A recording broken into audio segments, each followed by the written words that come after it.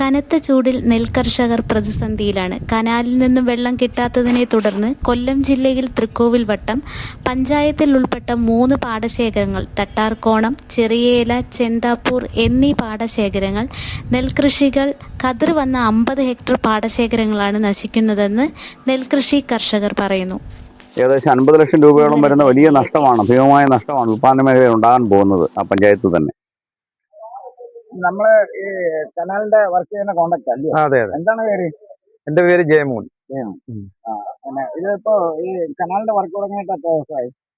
ഇപ്പം വേണ്ട ഒരാഴ്ചയോളം ആകുന്നുണ്ട്. അത് ഈ നെൽപ്പാടങ്ങള് വിണ്ട് കയറിയിരിക്കുന്നു. ഒരാഴ്ചത്തേക്ക് എന്നിട്ട് വെള്ളം കിട്ടിയില്ലെന്നുണ്ടെങ്കിൽ മൊത്തം നശിച്ചു 50 ലക്ഷം രൂപയുടെ നഷ്ടം സംഭവിക്കുന്നു എന്ന് പൗരസമിതി പറയുന്നുണ്ട്. അപ്പം ഇത് എത്ര ദിവസം കൊണ്ട് ഇനി വർക്ക് തീരുമെന്ന് ഉദ്ദേശിക്കുന്നു?